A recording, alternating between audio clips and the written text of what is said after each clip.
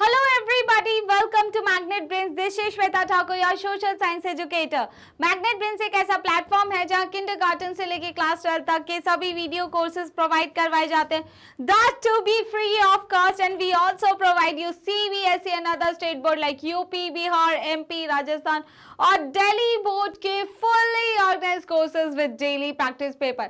And हमारे पास e books और e notes की फैसिलिटी भी अवेलेबल है जिसका लिंक नीचे डिस्क्रिप्शन बॉक्स में दिया गया है. और आज हम लोग क्लास 10 सोशल साइंस हिस्ट्री का जो हमारा चैप्टर है नेशनलिज्म इन इंडिया, उसके मल्टीपल चॉइस क्वेश्चंस डिस्कस करने वाले हैं. और क्वेश्चन नंबर 1 ये रहा आपकी स्क्रीन पर. चलिए, certain events are given below, choose the appropriate chronological order. देखिए, आपको कुछ इवेंट्स दिए हुए हैं और आपको बताना है कि ये सर्टेन ऑर्डर, एक सीक्वेंस जो है डेट के अकॉर्डिंग आपको यहाँ बताने. और हिस्ट्री में सबसे ज्यादा डर आपको किससे लगता है मैम? डेट से लगता है. ठीक है, चलो फिर भी हमें सॉल्व तो करना है. तो सबसे पहले है चंपारण सत्याग्रह. तो देखिए, जब गांधी जी साउथ अफ्रीका से वापस आए थे, कब आए थे मैम? 9 जनवरी 1915, क्योंकि उसको प्रवासी भारतीय दिवस के रूप में भी बताया जाता है, नॉन रेजिडेंशियल इंडियन डे के रूप में भी सेलिब्रेट करते हैं. तो उस टाइम पे वापस आए थे. तो आने के बाद जो उन्होंने सबसे पहला मूवमेंट किया था वो चंपारण सत्याग्रह था. 1 साल तो उन्होंने इंडिया का टूर किया था और उसके बाद उन्होंने पहला जो मूवमेंट किया था वो चंपारण सत्याग्रह था. वो था 1917 में मैम. उसके बाद government of India act, obviously 1919 साफ साफ लिखा है. उसके बाद पूर्ण Swaraj, demand of Purna Swaraj in Lahore session of Indian national Congress. Demand तो 1929 में की गई थी. देखिए, हमारा लाहौर सेशन हुआ था जिसकी अध्यक्षता, जिसकी प्रेसिडेंटशिप जो थी वो किसके हाथ में थी? पंडित जवाहरलाल नेहरू जी के हाथ में थी. और इसमें डिमांड की गई थी पूर्ण स्वराज की, राइट. उसके बाद coming of Simon commission into India. Simon commission भारत आओ, मतलब आओ नहीं, उनको तो जाने के लिए बोला था, लेकिन साइमन कमीशन भारत कब आया था? देखिए, 1927 में साइमन कमीशन फॉर्म हुआ था, 1928 में वहां इंडिया आया था. तो अगर हम इन इंसिडेंट्स को देखें तो सबसे पहले आएगा मैम 4, उसके बाद 1990 का एक्ट आएगा, उसके बाद आएगा हमारा उसके बाद आएगा हमारा 3rd, उसके बाद आएगा हमारा 1st एंड देन 2nd. तो हम देखें 4th, 3rd, 1st and 2nd, option number D जो है वो एब्सोल्युटली करेक्ट ऑप्शन है. इस टाइप के क्वेश्चन आते हैं भाई.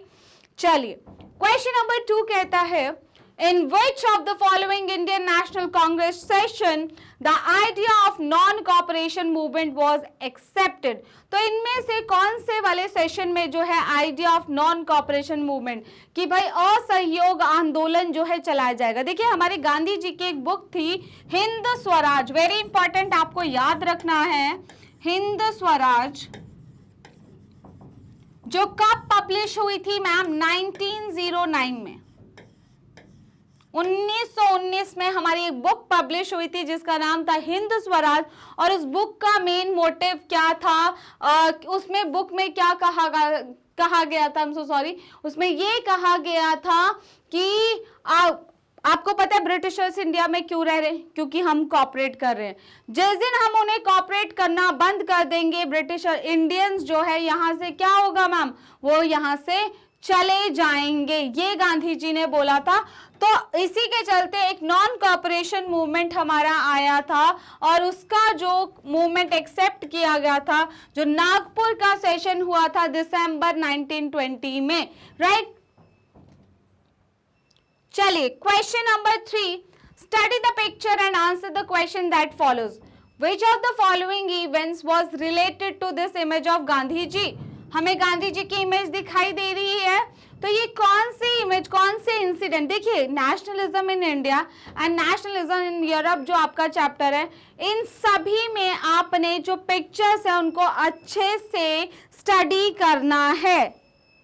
तो अगर हम इस इमेज को देखते हैं तो यहाँ पे हमें कुछ मूवमेंट्स के नाम दिए, नॉन कॉपरेशन मूवमेंट का नाम दिया हुआ है।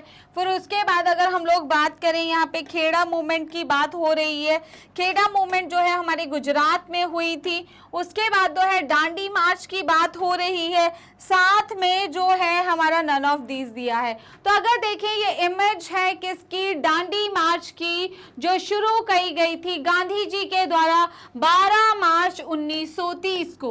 12 मार्च 1930 में एक यात्रा शुरू की गई थी जिसे हम क्या बोलते हैं, दांडी यात्रा, जो कहां से कहां तक थी, गांधी जी के आश्रम साबरमती से लेके गुजरात का एक कोस्टल टाउन था जिसका नाम था हमारा दांडी। तो दांडी तक जो है हमारी ये यात्रा हुई थी। कितने फॉलोअर्स के साथ, मोस्ट ट्रस्टेड 78 वॉलंटियर्स तो थे ही थे, साथ में गांधी जी थे, और जहां जहां गांधी जी जा रहे थे उनके साथ और भी लोग उनकी बातें सुनने के लिए, मतलब उनके वर्ड्स को सुनने के लिए वहां पर गैदर होते। तो काफी ज्यादा क्राउड जो है इनके साथ वहां पर गया था। दांडी मार्च, और फाइनली कब पहुंचे थे वहां पर, 6 अप्रैल 1930 में नमक बनाकर वहां से नमक कानून को तोड़ दिया था। क्वेश्चन नंबर 4 कहता है identify the appropriate reason for the formation of the Swaraj part for the option given below. देखो एप्रोप्रिएट रीजन जो है स्वराज के बारे में, स्वराज मतलब अपना राज, राइट। देखिए wanted members of Congress to return the council politics. देखिए वो चाहते थे कि जो कांग्रेस के मेंबर्स है वो क्या चाहते थे कि Congress to return the council politics को रिटर्न कर दे। Wanted members of Congress to ask for Purna Swaraj for Indian. वो चाहते थे कि इंडिया के जो कांग्रेस के मेंबर है वो किसके बारे में बात करें, पूर्ण स्वराज की बात करें। Wanted member of Congress to ask the dominion status. भाई डोमिनियन स्टेटस नहीं चाहिए। डोमिनियन स्टेटस का मतलब होता है कि ठीक है हमारे लीडर्स अपने देश पे राज तो करें लेकिन उसके ऊपर फिर भी कौन सी पावर रहेगी, ब्रिटिश पावर रहेगी, उसका क्या फायदा। पूर्ण स्वराज, अपने राज का मतलब है कि पूरे तरीके से अपना शासन होना चाहिए, ऊपर कोई भी नहीं होना चाहिए। तो सिंपल सी अगर बात करें, wanted members of Congress to ask for Purna Swaraj, right, Purna Swaraj. Mahatma Gandhi return to India in, कब वापस आए थे मैम, 9 जनवरी, राइट, 1915, जिसे हम नॉन रेजिडेंशियल इंडियन डे या प्रवासी भारतीय दिवस के रूप में भी मनाते, क्योंकि इस दिन इंडिया वापस आए थे साउथ अफ्रीका से। कौन, हमारे महात्मा गांधी जी। तो जनवरी 1915 और एग्जैक्ट डेट 9 जनवरी 1915 को जो है गांधी जी साउथ अफ्रीका से वापस अपने देश भारत आए थे। चलिए उसके बाद क्वेश्चन नंबर 6 कहता है arrange the following in the correct sequence. ये जितने भी इनको आपको करेक्ट सीक्वेंस में जो है लगाना है। सबसे पहले formation of Muslim League, the first world war, the first meeting of the Indian national Congress in Bombay and due the war prices increased in double. तो अगर बात करें the first meeting of the Indian national Congress in Bombay 1885 में ये होगी मैम, ठीक है, 1885 पहली मीटिंग की बात हो रही है। तो 1885 में जो है WC बनर्जी इसके प्रेसिडेंट थे और पहली मीटिंग कांग्रेस की जो हुई थी वो बॉम्बे में हुई थी, एक संस्कृत महाविद्यालय था वहां पर। तो 1885 में कांग्रेस फॉर्म हुई तो तभी उसी ईयर में पहली मीटिंग हुई होगी मैम।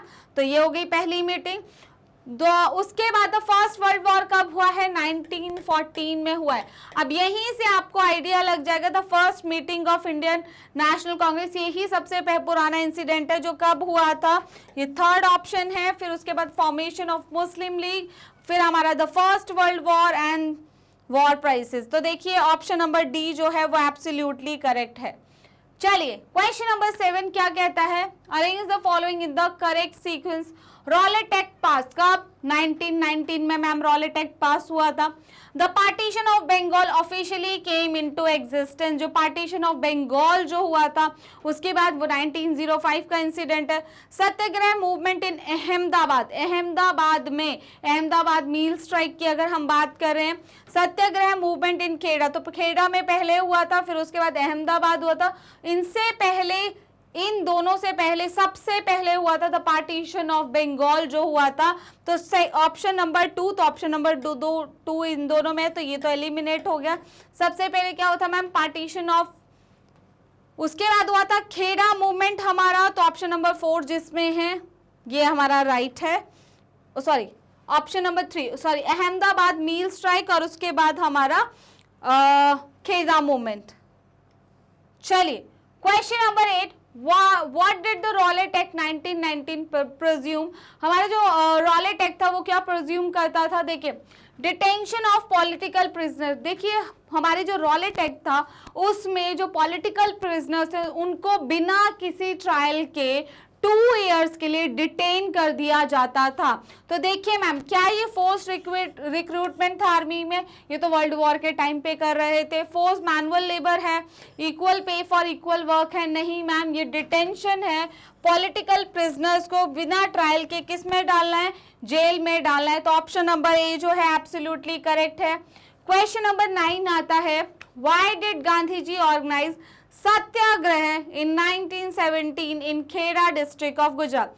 देखिए खेड़ा डिस्ट्रिक्ट ऑफ गुजरात की अगर बात करें तो वहां पे जो है लोगों की फसल जो है क्रॉप फेलियर हुआ तो लोग रिवेन्यू जो है पीजेंट्स वो नहीं दे पा रहे थे, तो वो रिवेन्यू, लेकिन ब्रिटिशर्स को तो क्या लग रहा था क्रॉप अच्छी है, उनके सामने ही फेलियर है, राइट, लेकिन फिर भी ब्रिटिशर्स जो है एक हाई रिवेन्यू की डिमांड कर रहे थे, तो वो चाहते थे कि रिवेन्यू को कम किया जाए, ये पूरे तरीके से खत्म कर दिया जाए। कौन चाहते थे, ये खेड़ा के पीजेंट्स चाहते थे, तो ये रिवेन्यू सिस्टम के खिलाफ था। देखिए to support the plantation worker to protest against high revenue demand, ये था to protest against high revenue demand. और द प्लांटेशन वर्कर्स के लिए जो हुआ था वो हमारा जो इंडिगो रिवोल्ट था जो कि चंपारण बिहार में हुआ था वो था। तो अगर हम लोग देखें ऑप्शन नंबर 2 जो है वो एब्सोल्युटली करेक्ट है। And to support the mill workers के लिए तो अहमदाबाद मील स्ट्राइक जो हुई थी जिसमें जो है वर्कर्स डिमांड कर रहे थे, देखिए प्राइजेस ऑफ एसेंशियल कमोडिटीज बढ़ रहे थे, अगर चीज़ों के प्राइजेस बढ़ रहे हैं तो साथ में अगर हम लोग बात करें तो और किस चीज़ के प्राइजेस बढ़ने चाहिए, एसेंशियल कमोडिटीज के तो प्राइजेस बढ़ रहे तो वेजेस भी मैम मीन्स तनख्वाह भी जो है वो ज़्यादा होनी चाहिए, लेकिन ऐसा नहीं हो पा रहा था। To support the mill workers to fulfil their demand वो हुआ to demand loans for the farmer. देखिए उस टाइम पे ऐसी कोई एक्टिविटीज हो नहीं रही थी स्पेशली, तो अगर देखिए ये प्रोटेस्ट था अगेंस्ट हाई रिवेन्यू जो डिमांड कर रहे थे ब्रिटिशर्स, राइट। चलिए क्वेश्चन नंबर 10 क्या कहता है, वाई वॉज सत्याग्रह ऑर्गेनाइज इन चंपारण इन 1916। 1916 में चंपारण में सत्याग्रह क्यों ऑर्गेनाइज किया गया। हमें पता है मैम चंपारण आज के टाइम में कहाँ है, बिहार में, याद रखना मैप वर्क में भी आता है। अब वहां पर हो रहा था क्या, इंडिगो का प्लांटेशन, तो इंडिगो प्लांटेशन के लिए, ठीक है, प्लांटेशन वर्कर्स के लिए हुआ था हमारा कौन सा movement, Champaran movement, to oppose the British laws, to oppose the plantation system. तो ये प्लांटेशन सिस्टम के लिए हुआ था क्या मैम, चंपारण बिहार वाला हमारा मूवमेंट, राइट। तो ऑप्शन नंबर बी जो है एब्सोल्युटली करेक्ट है। क्वेश्चन नंबर 11 पे आते हैं, why did general Dyer open fire on peaceful crowd in Jallianwala Bagh mark the most important factor. देखिए हमें पता है पहले तो ये इंसिडेंट कब हुआ है, 13 अप्रैल 1919 में हुआ हमारा जलियांवाला बाग मैसेकर। अगर हम लोग बात करें जब जलियांवाला बाग मैसेकर हुआ था तो उस टाइम पीरियड पे हमारे जो क्या हुआ कि उस टाइम पे मार्शल लॉ लगा था, तो जो हमारे कॉमन मतलब जो लोग थे वो इतने अवेयर नहीं थे।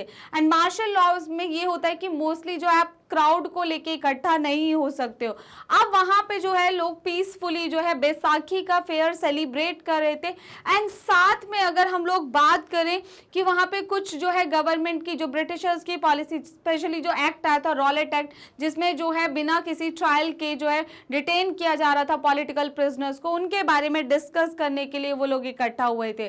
तो जब जनरल डायर वहां पहुंचे, उन्होंने जो वहां के एग्जिट डोर्स थे मैम उसको ब्लॉक कर दिया और ओपन फायर शुरू कर दिया वहां की क्राउड पर।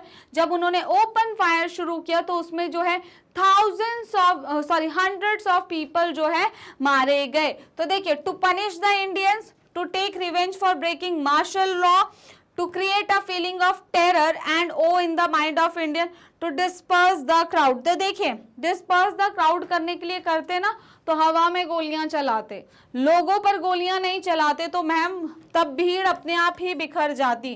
तो ये नहीं है। उसके बाद अगर देखें तो क्रिएट, वो एक डर बिठाना चाहते थे लोगों के मन में। मार्शल लॉ तो ऑलरेडी इम्पोज था, वो क्या चाहते थे कि लोगों के माइंड में एक डर फैल जाए, इसी के लिए उन्होंने गोलियां चलाना शुरू कर दिया। क्वेश्चन नंबर 12 की बात करें, What kind of movement was launched by the tribal peasants of Gudem Hills in Andhra Pradesh? देखिए, ट्राइबल पीजेंट जो गुदेम हिल इन आंध्र प्रदेश थे, अगर हम लोग बात करें, उन्होंने एक मिलिटेंट गोरिल्ला मूवमेंट वहां पर शुरू किया था। देखिए, वहां पे एक पर्सन है जिनका नाम है अलूरी सीताराम राजू। गुदेम पहाड़ियों में कहाँ की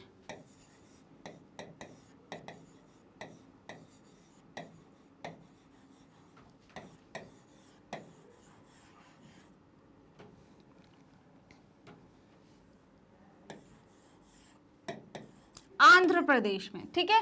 तो गुदेम हिल्स इन आंध्र प्रदेश में हमारे पास है कौन? अलूरी सीताराम राजू। तो ये मानते थे कि क्या है, इनकारनेशन ऑफ गॉड है, ये भगवान के अवतार है और इनके पास सुपर पावर्स हैं। इन सुपर पावर्स के चलते इन्होंने लोगों को जो है बोला कि भाई खादी पहनिए, मतलब ये गांधी जी के कदमों पे तो चलते थे लेकिन पूरे तरीके से नहीं। इन्होंने लोगों को खादी पहनने के लिए बोला, इन्होंने लोगों को बोला जो ड्रिंकिंग है वो छोड़ दें, लेकिन इन्होंने ये बोला आपको पता है इंडिया जो है फोर्स के साथ ही, मींस पावर का यूज करके ही हम लोग इंडिया को इंडिपेंडेंट करा सकते हैं, वायलेंस के रास्ते पर चलकर ही इंडिया को इंडिपेंडेंट करा सकते हैं, नॉन वायलेंस से कुछ नहीं होगा। लेकिन गांधी जी किस में बिलीव करते थे? नॉन वायलेंस में, राइट। तो देखिए, गुदेम हिल्स इन आंध्र प्रदेश में एक लीडर हैं अलूरी सीताराम राजू, जिन्होंने इस मूवमेंट को लेड किया। वो खुद को इनकारनेशन ऑफ गॉड मानते थे मैम, और उन्होंने लोगों को क्या बोला कि आपको जो है ड्रिंकिंग नहीं करनी है, राइट। वो ये बोलते थे लोगों को, और इन्होंने क्या किया, मिलिटेंट गोरिल्ला मूवमेंट की हेल्प से जो है वहां पे मतलब एक मूवमेंट चलाई, right. Question number 13, who among the following two leaders led the Khilafat movement? देखिए, खिलाफत मूवमेंट जो है दो अली ब्रदर्स के द्वारा चलाई गई थी मैम। एक शौकत अली थे, एक मोहम्मद अली थे, ठीक है। शौकत अली एंड मोहम्मद अली, दो ब्रदर्स थे, अली ब्रदर्स, उनके द्वारा चलाई गई थी खिलाफत मूवमेंट, राइट। चलिए, question number 14, why did Gandhi ji withdraw the non cooperation movement? Non cooperation movement Gandhi ji ने क्यों विड्रॉ किया? गांधी जी किन चीजों में बिलीव करते थे मैम? गांधी जी ट्रुथ में बिलीव करते थे, नॉन वायलेंस में बिलीव करते थे। लेकिन जब चौरी चौरा वाला इंसिडेंट 4 फेब 1922 को हुआ, वैसे छोटे छोटे जगहों पे वायलेंस तो हो रहे थे, लेकिन जब ये थोड़ा बड़े लेवल का वायलेंस हो गया तो गांधी जी समझ गए कि अभी भी मुझे अपने प्रोटेस्टर्स को जो है समझाने की बहुत जरूरी है कि मैं क्या समझाना चाहता हूँ। उनको लगा जी रेवोल्यूशनरीज हैं, अभी तरह पूरे तरीके से प्रिपेयर नहीं है किसके लिए? आंदोलन के लिए, क्योंकि वो किस रास्ते पर चल पड़े थे? वायलेंस के रास्ते पर चल पड़े थे। इसी के चलते गांधी जी ने उस चौरी चौरा इंसिडेंट के बाद जो है क्या कर दिया, मूवमेंट को कॉल्ड ऑफ कर दिया। Gandhi ji realise that people were losing interest in the movement. पहला point, Gandhi ji felt that movement was turning violent in many places. Very important, वो समझ गए थे कि बहुत सारी जगहों पे मूवमेंट जो है अब कैसा होने लग गया है, वायलेंट होने लग गया है, right. Some Congress leaders wanted to participate in election to provincial council. Yes, कुछ इलेक्शन में तो पार्टिसिपेट करना ही चाहते थे जो कुछ कांग्रेस के लीडर्स, लेकिन मेन रीजन की हम बात कर रहे हैं, some Congress leader wanted more radical and mass aggressions चाहते थे। तो मेन जो है इसका ऑप्शन नंबर बी है कि गांधी जी को समझ आ गया था कि अभी भी लोगों को बहुत ज्यादा गाइड करने की जरूरत है, राइट। चलिए, क्वेश्चन नंबर 15, हु वर सनातनीज कौन थे? संत से, दलित से, लेबर से या हाई कास्ट हिंदूज को बोलते थे मैम सनातनीज। चलिए question number 16, the main problem with the Simon commission was that, हमें पता था जब ब्रिटेन में न्यू टॉरी गवर्नमेंट आई, न्यू टॉरी गवर्नमेंट आई, तो इंडिया के कॉन्स्टिट्यूशनल सिस्टम को चेक करने के लिए कि इंडिया का कॉन्स्टिट्यूशनल सिस्टम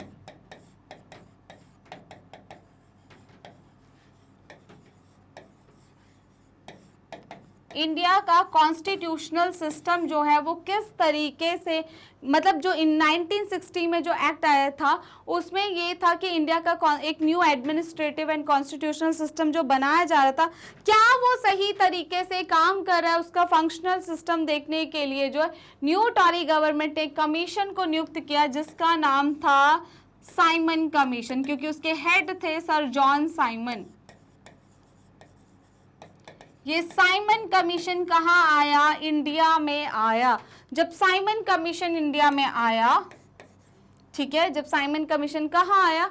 इंडिया में आया, तो लोगों ने इनको ग्रीट किया किससे? ब्लैक फ्लैग से, और बोला साइमन गो बैक।